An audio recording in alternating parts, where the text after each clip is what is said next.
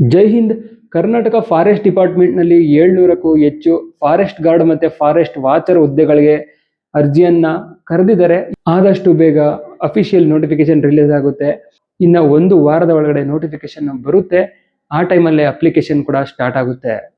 ಇವತ್ತಿನ ವಿಡಿಯೋದಲ್ಲಿ ಫಾರೆಸ್ಟ್ ಡಿಪಾರ್ಟ್ಮೆಂಟ್ನ ಫಾರೆಸ್ಟ್ ಗಾರ್ಡ್ ಮತ್ತೆ ಫಾರೆಸ್ಟ್ ವಾಚರ್ ಹುದ್ದೆಗಳ eligibility criteria, selection process, written exam, age, salary, ಎಲ್ಲದಕ್ಕಿಂತ ಇಂಪಾರ್ಟೆಂಟ್ ಆಗಿ ಜಾಬ್ ಪ್ರೊಫೈಲ್ ಹೇಗಿರುತ್ತೆ, ಅವರ ವರ್ಕ್ ಯಾವ ಥರ ಇರುತ್ತೆ, ಟ್ರೈನಿಂಗ್ ಯಾವ ಥರ ಇರುತ್ತೆ, ಮತ್ತೆ ಫಾರೆಸ್ಟ್ ವಾಚರ್ ಡ್ಯೂಟಿ ಬೆಸ್ಟಾ ಇಲ್ಲ ಫಾರೆಸ್ಟ್ ಗಾರ್ಡ್ ಡ್ಯೂಟಿ ಬೆಸ್ಟಾ, ಈ ಎಲ್ಲ ಇನ್ಫಾರ್ಮೇಷನ್ಗಳನ್ನ ಈ ವಿಡಿಯೋದಲ್ಲಿ ಸ್ಟೆಪ್ ಬೈ ಸ್ಟೆಪ್ ಕೊಡ್ತಾ ಇದ್ದೀನಿ. ಹಾಗಾಗಿ ವಿಡಿಯೋನ ಸ್ಕಿಪ್ ಮಾಡದೆ ಕೊನೆವರೆಗೂ ನೋಡಿ. ಸ್ಕಿಪ್ ಮಾಡಿದ್ರೆ ಏನೂ ಅರ್ಥ ಆಗೋದಿಲ್ಲ. ಮತ್ತೆ ಯಾರೆಲ್ಲ ಚಾನಲ್ನ ಇದುವರೆಗೂ ಸಬ್ಸ್ಕ್ರೈಬ್ ಮಾಡಿಲ್ಲ ಹಂಗೆ ನೋಡ್ತಾ ಇರ್ತೀರಾ, ಅವರು ಚಾನಲ್ನ ಸಬ್ಸ್ಕ್ರೈಬ್ ಮಾಡ್ಕೊಂಡು ಬೆಲ್ಲೈಕನ್ನ ಕ್ಲಿಕ್ ಮಾಡಿ. ನಿಮಗೆ ಟೈಮ್ ಟು ಟೈಮ್ ಒಳ್ಳೊಳ್ಳೆ ಅಪ್ಡೇಟ್ಗಳನ್ನ ಕೊಡ್ತಾ ಇರ್ತೀನಿ.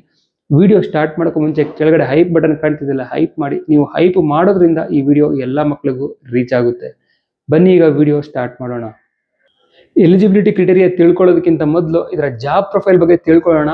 ಫಾರೆಸ್ಟ್ ಗಾರ್ಡ್ ಆಗಿರ್ಬೋದು, ಫಾರೆಸ್ಟ್ ವಾಚರ್ ಆಗಿರ್ಬೋದು, ಇವರ ವರ್ಕ್ ಹೇಗಿರುತ್ತೆ ಅಂತ. ಅದಾದ್ಮೇಲೆ ನಿಮಗೆ ಎಲಿಜಿಬಿಲಿಟಿ ಕ್ರಿಟೇರಿಯಾ ಹೇಳ್ತೀನಿ. ಕರ್ನಾಟಕ ಅರಣ್ಯ ಇಲಾಖೆಯ ಫಾರೆಸ್ಟ್ ಗಾರ್ಡ್ ಮತ್ತೆ ಫಾರೆಸ್ಟ್ ವಾಚರ್ ಹುದ್ದೆಗಳು ಕಾಡು, ವನ್ಯಜೀವಿ ಮತ್ತು ಅರಣ್ಯ ಸಂಪತ್ತಿನ ರಕ್ಷಣೆಯ ಪ್ರಮುಖ ಫೀಲ್ಡ್ ಹುದ್ದೆಗಳಾಗಿವೆ. ಇವ್ರ ಕೆಲಸ ಔಟ್ಡೋರ್ ಫಾರೆಸ್ಟ್ ನಲ್ಲಿ ಜಾಸ್ತಿ ಇರುತ್ತೆ. ಕಾಡಿನೊಳಗೆ ನಿಯಮಿತ ಪೆಟ್ರೋಲಿಂಗ್ ಡ್ಯೂಟಿಗಳನ್ನ ಮಾಡಬೇಕಾಗುತ್ತೆ. ಈಗ ಫಾರೆಸ್ಟ್ ಗಾರ್ಡ್ ಹುದ್ದೆಗಳ ಕೆಲಸ ಹೇಗಿರುತ್ತೆ ಅನ್ನೋದ್ರ ಬಗ್ಗೆ ತಿಳ್ಕೊಳ್ಳೋಣ. ಫಾರೆಸ್ಟ್ ಏರಿಯಾದಲ್ಲಿ ಕಾಲ್ನಡಿಗೆ ನಡ್ಕೊಂಡು ಅಥವಾ ವೆಹಿಕಲ್ಗಳಲ್ಲಿ ಪೆಟ್ರೋಲಿಂಗ್ ಡ್ಯೂಟಿನ ಮಾಡಬೇಕಾಗುತ್ತೆ. ಪೆಟ್ರೋಲಿಂಗ್ ಅಂದ್ರೆ ಏನು ಅಂತ ಯೋಚನೆ ಮಾಡ್ತಾ ಇದ್ದೀರಾ? ಪೆಟ್ರೋಲಿಂಗ್ ಅಂದ್ರೆ ಒಂದು ಕಡೆಯಿಂದ ಇನ್ನೊಂದು ಕಡೆಗೆ ನಡ್ಕೊಂಡು ಡ್ಯೂಟಿ ಮಾಡೋದನ್ನ ಪೆಟ್ರೋಲಿಂಗ್ ಅಂತೀವಿ. ಈಗ ಫಾರೆಸ್ಟ್ಗಳಲ್ಲಿ ಕೆಲವು ಕಡೆ ವೆಹಿಕಲ್ ಓಡಾಡುತ್ತೆ, ಕೆಲವು ಕಡೆ ಓಡಾಡಕ್ಕಾಗಲ್ಲ, ಬರೀ ಜನ ನಡ್ಕೊಂಡು ಹೋಗುವಂತ ದಾರಿಗಳಿರುತ್ತೆ, ಕಾಲ್ ದಾರಿ ಅಂತ ಹೇಳ್ತೀವಿ. ಆ ಕಾಲ್ ದಾರಿ ಮೂಲಕ ನಡ್ಕೊಂಡು ಡ್ಯೂಟಿಗಳನ್ನ ಮಾಡೋದನ್ನ ಪೆಟ್ರೋಲಿಂಗ್ ಅಂತ ಹೇಳ್ತೀವಿ. ಅಕ್ರಮವಾಗಿ ಮರಗಳತನ ಮಾಡ್ತಾ ಇರ್ತಾರೆ, ಬೇಟೆ ಆಡ್ತಾ ಇರ್ತಾರೆ, ಅವ್ರನ್ನೆಲ್ಲ ತಡೆಯೋದು, ಅವ್ರನ್ನ ಹಿಡಿಯೋದು. ಮತ್ತೆ ಬೇಸಿಗೆ ಟೈಮಲ್ಲೆಲ್ಲ ಬೆಂಕಿ ಹತ್ಕೊಬಿಡುತ್ತೆ, ಕಾಡ್ಗಿಚ್ಚು, ಅದನ್ನೆಲ್ಲ ತಡೆಯೋದು, ಅದನ್ನ ಹೇಗೆ ನಿಯಂತ್ರಣ ಮಾಡೋದು, ಕಾಡು ಪ್ರಾಣಿಗಳ ರಕ್ಷಣೆಯನ್ನ ಮಾಡೋದು, ಫಾರೆಸ್ಟ್ ಬಾರ್ಡರ್ಗಳ ರಕ್ಷಣೆ ಮಾಡೋದು. ಈಗ ಫಾರೆಸ್ಟ್ ಅಂದಮೇಲೆ ಒಂದು ಸ್ಟೇಟಿಂದ ಇನ್ನೊಂದು ಸ್ಟೇಟ್ಗೆ ಅದು ಹೊಂದ್ಕೊಂಡಿರುತ್ತೆ, ಅಲ್ಲೂ ಕೂಡ ಬಾರ್ಡರ್ಗಳನ್ನ ಮಾಡ್ಕೊಂಡಿರ್ತಾರೆ. ಫಾರ್ ಎಕ್ಸಾಂಪಲ್ ಕರ್ನಾಟಕ, ಕೇರಳ ಆಯಿತು, ಈ ರೀತಿ ಬಾರ್ಡರ್ಗಳಿರುತ್ತೆ. ಆ ಬಾರ್ಡರ್ನ ಸೇಫ್ಟಿಯಾಗಿ ನೋಡ್ಕೊಳ್ಳೋದು, ಯಾಕೆಂದ್ರೆ ಬಾರ್ಡರ್ಗಳಲ್ಲೂ ಕಳ್ಳರು ನುಗ್ತಾ ಇರ್ತಾರೆ. ಅರಣ್ಯ ಅಪರಾಧಿಗಳ ವರದಿನ ತಯಾರು ಮಾಡೋದು, ಅಗತ್ಯ ಇದ್ರೆ ಅಪರಾಧಿಗಳನ್ನ ಹಿಡಿಯೋಕೆ ಫಾರೆಸ್ಟ್ ಆಫೀಸರ್ಗಳ ಜೊತೆ ಸೇರ್ಕೊಂಡು ಡ್ಯೂಟಿಗಳನ್ನ ಮಾಡೋದು. ಇದಿಷ್ಟು ಮೇನ್ ಕೆಲಸ ಫಾರೆಸ್ಟ್ ಗಾರ್ಡ್ ಆಗಿರುತ್ತೆ. ಈಗ ಫಾರೆಸ್ಟ್ ವಾಚರ್ ಡ್ಯೂಟಿ ಏನಂತ ತಿಳ್ಕೊಳ್ಳೋಣ. ಇವ್ರ ಡ್ಯೂಟಿ ಫಾರೆಸ್ಟ್ ಗಾರ್ಡ್ ಜೊತೆನೇ ಇರುತ್ತೆ. ಪೆಟ್ರೋಲಿಂಗ್ ಕೂಡ ಮಾಡ್ತಾರೆ, ಮತ್ತೆ ಫಾರೆಸ್ಟ್ ಗಾರ್ಡ್ಗೆ ಹೆಲ್ಪ್ ಕೂಡ ಮಾಡ್ತಾರೆ. ಕಾಡಲ್ಲಿ ಪ್ರಾಣಿಗಳ ಚಲನವಲನಗಳನ್ನ ಗಮನಿಸ್ತಾರೆ.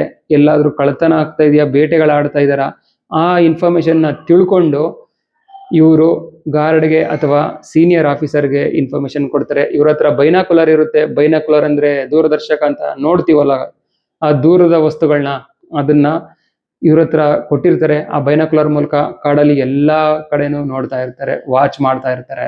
ಬೆಂಕಿ ಹಚ್ಕೊಂಡ್ರೆ ಅದನ್ನ ಆರಿಸೋದಕ್ಕೆ ಹೆಲ್ಪ್ ಮಾಡ್ತಾರೆ. ಫಾರೆಸ್ಟ್ಗಳಲ್ಲಿರೋ ಶಿಬಿರಗಳು, ಚೆಕ್ ಪೋಸ್ಟ್ಗಳು ಮತ್ತೆ ಆಫೀಸ್ಗಳಲ್ಲೂ ಕೂಡ ಇವ್ರ ವರ್ಕ್ ಇರುತ್ತೆ.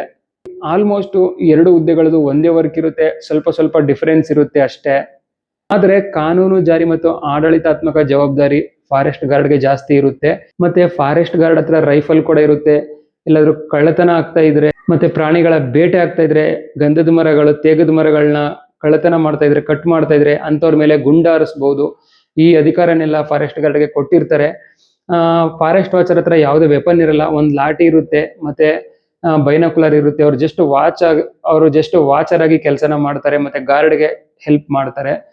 ಈಗ ನಿಮ್ದು 10th ಕೂಡ ಆಗಿರುತ್ತೆ, PUC ಕೂಡ ಆಗಿರುತ್ತೆ. ಯಾವ ಹುದ್ದೆಗಳಿಗೆ ಅಪ್ಲೈ ಮಾಡಿದ್ರೆ ಬೆಸ್ಟ್ ಅಂತ ಒಂದು ಕನ್ಫ್ಯೂಷನ್ ಆಗ್ತಿರ್ಬೋದು. ಹಾಗಾಗಿ ಈ 2 ಹುದ್ದೆಗಳ ನಡುವೆ ಏನೇನು ಡಿಫರೆನ್ಸ್ ಇದೆ, ಏನೇನು ಬೆನಿಫಿಟ್ಸ್ ಇದೆ ಅದನ್ನ ಹೇಳ್ತೀನಿ. ಅದಾದ್ಮೇಲೆ ನೀವು ಡಿಸೈಡ್ ಮಾಡಬಹುದು ಯಾವ ಹುದ್ದೆಗೆ ಅಪ್ಲೈನ ಮಾಡಬಹುದಂತ. ಫಾರೆಸ್ಟ್ ಗಾರ್ಡ್ ಹುದ್ದೆಗಳು ಗ್ರೂಪ್ ಸಿ ಆಗಿರುತ್ತೆ. ಫಾರೆಸ್ಟ್ ವಾಚರ್ ಗ್ರೂಪ್ ಡಿ ಹುದ್ದೆಗಳಾಗಿರುತ್ತೆ. ಫಾರೆಸ್ಟ್ ಗಾರ್ಡ್ಗೆ 2nd PUC ಕಂಪ್ಲೀಟ್ ಆಗಿರಬೇಕು. ಫಾರೆಸ್ಟ್ ವಾಚರ್ಗೆ 10th ಕಂಪ್ಲೀಟ್ ಆಗಿರಬೇಕು.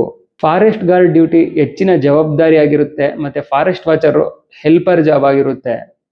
ಫಾರೆಸ್ಟ್ ಗಾರ್ಡ್ ಅವರು ಫಾರೆಸ್ಟ್ಗಳಲ್ಲಿ ಪೆಟ್ರೋಲಿಂಗ್ ಡ್ಯೂಟಿ ಮಾಡೋದ್ರ ಜೊತೆಗೆ ಆಫೀಸ್ಗಳಲ್ಲೂ ಕೂಡ ವರ್ಕ್ ಮಾಡಬೇಕಾಗುತ್ತೆ.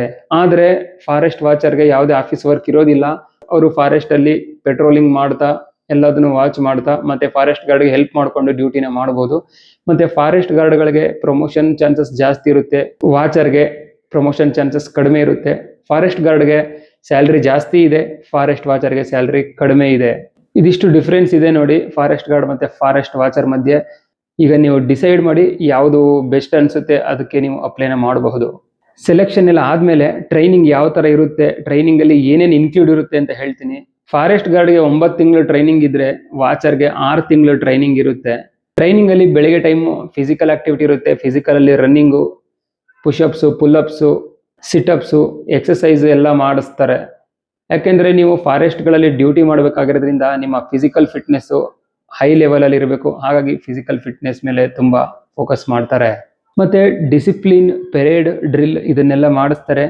ಫಾರೆಸ್ಟ್ ಡಿಪಾರ್ಟ್ಮೆಂಟ್ನ ಆಕ್ಟ್ ಆ್ಯಂಡ್ ರೂಲ್ಗಳ ಬಗ್ಗೆ ಟ್ರೈನಿಂಗ್ ಇರುತ್ತೆ. ಅರಣ್ಯ ಮತ್ತು ವನ್ಯಜೀವಿಗಳ ಕಾಯ್ದೆಗಳ ಬಗ್ಗೆ ಟ್ರೈನಿಂಗ್ನ ಕೊಡ್ತಾರೆ. ಪೆಟ್ರೋಲಿಂಗ್ ತಂತ್ರಗಳ ಬಗ್ಗೆ ಹೇಳ್ತಾರೆ. ಅವಾಗಲೇ ಹೇಳಿದ್ನಲ್ಲ ಪೆಟ್ರೋಲಿಂಗ್ ಅಂದರೆ ಏನು ಅಂತ, ಅದ್ರ ಬಗ್ಗೆ ಟೆಕ್ನಿಕ್ಸ್ ಎಲ್ಲ ಹೇಳ್ತಾರೆ. ಪೆಟ್ರೋಲಿಂಗ್ ಡ್ಯೂಟಿನೇ ಇದರಲ್ಲಿ ಮೇನ್ ಡ್ಯೂಟಿ ಆಗಿರುತ್ತೆ. ಕಾಡಿನಲ್ಲಿ ಬದುಕುವ ಕೌಶಲ್ಯ ಅಂದರೆ ಕಾಡಲ್ಲಿ ನೀವು ಡ್ಯೂಟಿ ಮಾಡ್ತಾ ಹೇಗೆ ಬದುಕಬೇಕು, ಏನಾದರೂ ಪ್ರಾಣಿಗಳು ಅಟ್ಯಾಕ್ ಮಾಡಿದ್ರೆ ಹೇಗೆ ಸರ್ವೈವ್ ಆಗಬೇಕು, ಬೇಟೆಗಾರರು, ಮರಗಳರು ಇವರೆಲ್ಲ ಅಟ್ಯಾಕ್ ಮಾಡಿದ್ರೆ ಹೇಗೆ ಸೆಲ್ಫ್ ಡಿಫೆನ್ಸ್ನ ಮಾಡ್ಕೋಬೇಕು, ಈ ಟ್ರೈನಿಂಗ್ನೆಲ್ಲ ಕೊಡ್ತಾರೆ.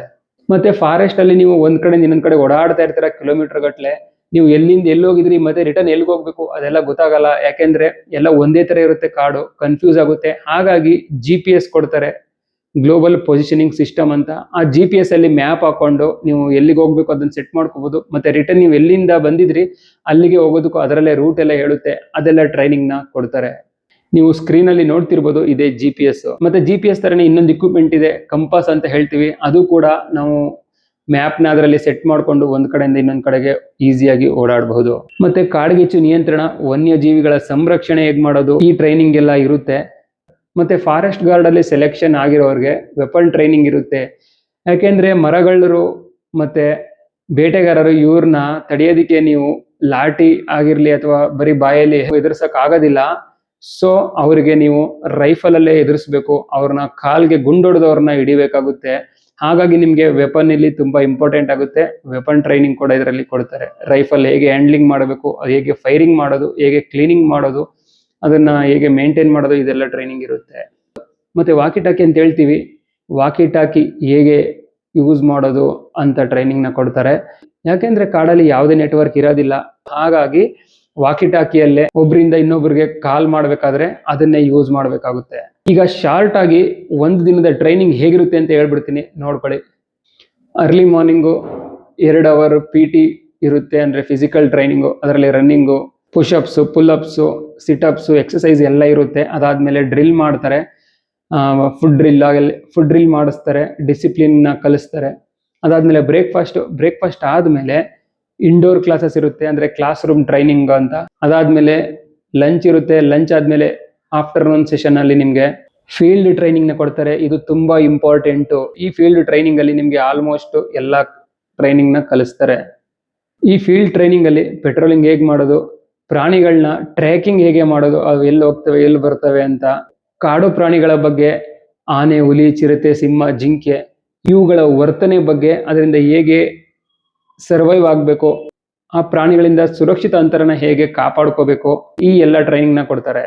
ಅದ್ರ ಜೊತೆಗೆ basic medical first aid course ನ ಕೂಡ ಕೊಡ್ತಾರೆ. ಯಾಕೆಂದ್ರೆ ನೀವು ಡ್ಯೂಟಿಲಿರುವಾಗ ಒಂದು ಹಾವು ಕಚ್ಬಿಡ್ತು, ಎಲ್ಲಾದ್ರೂ ಬಿದ್ದು ಕಾಲ್ ಗಾಯ ಆಗೋಯ್ತು, ಅವಾಗೆಲ್ಲ ಏನ್ ಮಾಡ್ತೀರಾ, ಆ ಟೈಮಲ್ಲಿ ನೀವೇ ಫಸ್ಟ್ ಏಡ್ ನ ಮಾಡ್ಕೋಬೇಕು. ಅಥವಾ ನಿಮ್ ಜೊತೆಲಿರೋರ್ಗೆ ಏನಾದ್ರು ಏಟಾಯ್ತು ಅವ್ರಿಗೆ ಫಸ್ಟ್ ಏಡ್ ಮಾಡಬೇಕು. ಈ ಟ್ರೈನಿಂಗ್ ನೆಲ್ಲ ಕೊಡ್ತಾರೆ. ಯಾಕೆಂದ್ರೆ ಕಾಡಲ್ಲಿ ನಿಮ್ಗೆ ಯಾರು ಫೋನ್ ಮಾಡಿದ ತಕ್ಷಣ ಆಂಬುಲೆನ್ಸ್ ತಗೊಂಡ್ ಬರಲ್ಲ. ಎಷ್ಟೆಷ್ಟೋ ಕಿಲೋಮೀಟರ್ ದೂರದಲ್ಲಿ ಒಳಗಡೆ ದಟ್ಟವಾಗಿರುವಂತ ಪ್ರದೇಶಗಳಲ್ಲೆಲ್ಲ ಡ್ಯೂಟಿಯಲ್ಲಿ ಇರ್ತೀರ. ಅಲ್ಲಿ ಹೆಚ್ಚು ಕಡಿಮೆ ಆದರೆ ನಿಮ್ಗೆ ಆಫೀಸರ್ಗೆ ರೀಚ್ ಆಗಬೇಕು. ಆ ರೀತಿ ಫಸ್ಟ್ ಏಡ್ ಮಾಡ್ಕೊಂಡು ರೀಚ್ ಆಗೋ ತರ ಒಂದು ಹೆಂಗೆ ರೀಚ್ ಆಗಬೇಕು ಈ ಸ್ಕಿಲ್ನೆಲ್ಲ ಹೇಳ್ಕೊಡ್ತಾರೆ. ಟ್ರೈನಿಂಗ್ ಮುಗಿದ್ಮೇಲೆ ಬೇರೆ ಬೇರೆ ಡಿವಿಷನ್ಗಳಲ್ಲಿ ನಿಮ್ಗೆ ಡ್ಯೂಟಿಗೆ ಕಳಿಸ್ತಾರೆ. ಟೈಗರ್ ರಿಸರ್ವ್ ಆಗಿರ್ಬೋದು, ವೈಲ್ಡ್ ಲೈಫ್ ಸ್ಯಾಂಕ್ಚುರಿ ಆಗಿರಬಹುದು, national park, forest range office, forest check ಪೋಸ್ಟ್ಗಳಲ್ಲಿ ಡ್ಯೂಟಿಗಳು ಇರುತ್ತೆ. ಇದಿಷ್ಟು ಆಯಿತು ಫಾರೆಸ್ಟ್ ಡಿಪಾರ್ಟ್ಮೆಂಟ್ನ ಕಂಪ್ಲೀಟ್ ಜಾಬ್ ಪ್ರೊಫೈಲ್ ಇನ್ಫಾರ್ಮೇಶನ್ ಆಗಿತ್ತು. ಈಗ ಎಲಿಜಿಬಿಲಿಟಿ ಕ್ರಿಟೇರಿಯಾ ಬಗ್ಗೆ ತಿಳ್ಕೊಳ್ಳೋಣ. ಹೈಟು, ವೆಯ್ಟು, ಏಜು, ಸ್ಯಾಲ್ರಿ ಪ್ರತಿಯೊಂದು ಇನ್ಫಾರ್ಮೇಷನ್ನ ಕೊಡ್ತೀನಿ. ನೀವಿಲ್ಲಿ ನೋಡ್ತಿರ್ಬೋದು, ಇದು Karnataka forest department official website. 2026 ಒಂದು ನೋಟಿಸ್ನ ಇಲ್ಲಿ ಹಾಕಿದ್ದಾರೆ. KFD ರಿಕ್ರೂಟ್ಮೆಂಟ್ 2026 700+ ಫಾರೆಸ್ಟ್ ಗಾರ್ಡ್ ಮತ್ತು watcher vacancy expected official notification releasing ಅಂತ ಹಾಕಿದ್ದಾರೆ. ಅತಿ ಶೀಘ್ರದಲ್ಲಿ ಅಫಿಷಿಯಲ್ ನೋಟಿಫಿಕೇಶನ್ ರಿಲೀಸ್ ಆಗುತ್ತೆ ಗೈಸ್. ಇಲ್ಲಿ ನೋಟಿಸ್ ಅಷ್ಟೇ ಜಾರಿ ಮಾಡಿದ್ದಾರೆ. ಇವಾಗ ಡೀಟೇಲ್ಸ್ ನೋಡ್ತಾ ಹೋಗೋಣ. ನಿಮಗೆ ಆವಾಗಲೇ ಹೇಳಿದೆ 2 ಹುದ್ದೆಗಳನ್ನ ಕರೆದಿದ್ದಾರೆ ಅಂತ, ಫಾರೆಸ್ಟ್ ಗಾರ್ಡ್ ಮತ್ತು ಫಾರೆಸ್ಟ್ ವಾಚರು. ಈಗ ಒಂದೊಂದಾಗಿ ಎಲಿಜಿಬಿಲಿಟಿ ಕ್ರೈಟೀರಿಯಾ ಏನೇನು ಕೊಟ್ಟಿದ್ದಾರೆ ಅಂತ ನೋಡ್ತಾ ಹೋಗೋಣ. ಫಾರೆಸ್ಟ್ ಗಾರ್ಡಿಗೆ ಕ್ವಾಲಿಫಿಕೇಷನ್ನು 2nd PUC ಕಂಪ್ಲೀಟ್ ಆಗಿರಬೇಕು. ಆರ್ಟ್ಸ್, ಸೈನ್ಸ್, ಕಾಮರ್ಸ್ ಯಾವುದಾಗಿದ್ರೂ ನಡೆಯುತ್ತೆ. ಏಜ್ ಲಿಮಿಟ್ ನೋಡೋದಾದರೆ 18ರಿಂದ 27 ವರ್ಷ ಆಗಿರಬೇಕು ಜನರಲ್ ಅವ್ರಿಗೆ. SC ST OBC ಅವ್ರಿಗೆ ಏಜ್ ರಿಲ್ಯಾಕ್ಸೇಷನ್ ಇದೆ.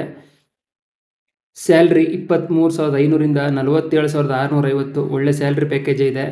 ವೇಕೆನ್ಸೀಸು ಟೋಟಲ್ 700 ಅಂತ ಕೊಟ್ಟಿದ್ದಾರೆ. ಅದರಲ್ಲಿ ಫಾರೆಸ್ಟ್ ಗಾರ್ಡ್ ಮತ್ತು ಫಾರೆಸ್ಟ್ ವಾಚರು ಎರಡಕ್ಕೂ ವೇಕೆನ್ಸಿನ ಡಿವೈಡ್ ಮಾಡ್ತಾರೆ. ಫಾರೆಸ್ಟ್ ಗಾರ್ಡ್ಗೆ 310ರಿಂದ 350 ವೇಕೆನ್ಸಿನ ತಗೋತಾರೆ. ಇದು ಗ್ರೂಪ್ C ಪರ್ಮನೆಂಟ್ ಜಾಬ್ ಆಗಿರುತ್ತೆ.